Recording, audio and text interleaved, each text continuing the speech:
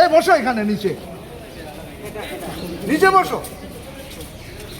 না দেখো না এখানে কিভাবে বসি। জলে ভর্তি কেন, জলে ভর্তি কেন? এখন দেখবেন, আমরা এখন দেখবেন।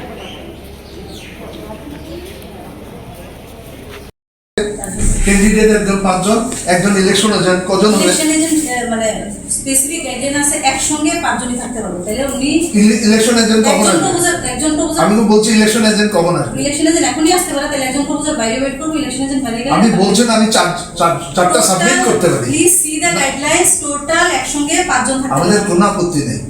আমরা বলছি আপনি আমাকে অ্যালাউ করছেন 4টা নমিনেশন পেপার সাবমিট করার জন্য। আপনি অ্যালাউ করছেন আমাকে 4টা নমিনেশন পেপারের মধ্যে 4 জন প্রপোজার থাকবে, তাহলে আমি বেরিয়ে যাই, আমি ক্যান্ডিডেট বেরিয়ে যাই। আপনারা ডিসাইড করুন নমিনেশনটা। আমার এখানে পরিষ্কার গাইডলাইন আছে along with candidate total 5 at A time. যদি অন্য কেউ আসতে হয় তাহলে একজন আপাতত বেরিয়ে যাবে, তারপর আরেকজন আসবে। এট এ টাইম টোটাল 5 পরিষ্কার গাইডলাইন আছে। পরিষ্কার গাইডলাইন আছে। ঠিক আছে, অলরাইট অলরাইট, নো প্রবলেম।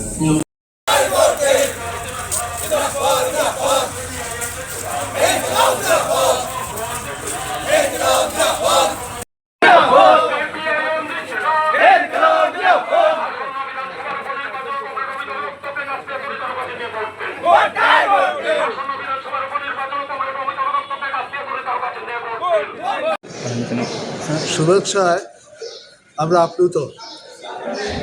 স্পষ্টত বোঝা যাচ্ছে এই ধর্মনগরের মানুষ মুক্তি চাইছেন।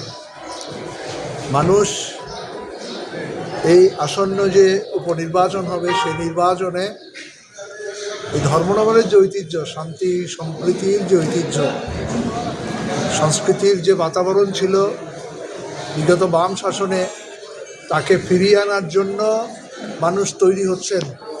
আমরাও প্রতিশ্রুতি দিচ্ছি এই ধর্মনগরের জনগণের সার্বিক উন্নয়নের স্বার্থে ধর্মনগরের বিকাশের জন্য, শিক্ষা, স্বাস্থ্য, পরিকাঠামোর উন্নয়নের জন্য এবং আমাদের বেকার যুবকদের কর্মসংস্থানের যে আন্দোলন, সেই আন্দোলনকে আরও শক্তিশালী করবার জন্য যারা পিছিয়ে পড়া দুর্বল অংশের মানুষ আছেন, শ্রমিক, কৃষক, দলিত, আদিবাসী, সংখ্যালঘু, নারী, তাদের সাংবিধানিক অধিকার রক্ষা করবার জন্য এবং এই যে গত 8 বছর ধরে ধর্মনগরের যে অনুন্নয়ন, তার সাথে লাগামহীন দুর্নীতি, সন্ত্রাস, তোলাবাজি এবং নেশা সামগ্রীর যে রমরমা, তার বিরুদ্ধে লড়াইকে আরও শক্তিশালী করবার জন্য আমাদের যে পরিষেবা ক্ষেত্র, বিদ্যুৎ পরিষেবা, গত কয়েকদিন ধরে সরকার রাজ্যে আছে কিনা, ধর্মনগর আছে কিনা আমরা বুঝতে পারিনি। বিদ্যুৎ নেই, বিদ্যুতের সাথে পানীয় জলের সম্পর্ক রয়েছে, পানীয় জল নেই। একটি ক্ষেত্রেও ধর্মনগর পৌর পরিষদ থেকে, প্রশাসন থেকে কোনো বিবৃতি নেই কখন জল আসবে, কখন বিদ্যুৎ আসবে। প্রত্যেকটা পরিবার আক্রান্ত হয়েছেন পানীয় জলের অভাবে। অনেকগুলো পরিবারের অনেক সদস্যরা অসুস্থ হয়েছেন। তার তেমনি চলছে মাধ্যমিক, উচ্চ মাধ্যমিক পরীক্ষা। এই সময় বিদ্যুৎবিহীন অবস্থায় ছাত্ররা দারুণ সমস্যার মুখোমুখি হয়েছিলেন। তা থেকে আমরা এই ধর্মনগরকে আমরা মুক্ত করতে চাই। কোনো ব্যবসা প্রতিষ্ঠান যাতে তোলাবাজির শিকার হয়ে আর তালাবন্ধ না থাকে, কোনো ব্যক্তি, কোনো প্রতিষ্ঠান যাতে আর এই তোলাবাজি, চাঁদাবাজির শিকার না হয়। আমরা আক্রান্ত, সাংবাদিক বন্ধুরা আক্রান্ত, চিকিৎসকরা আক্রান্ত, আইনজীবীরা আক্রান্ত, শিক্ষক কর্মচারীরা আক্রান্ত, সমস্ত পেশার মানুষ আক্রান্ত।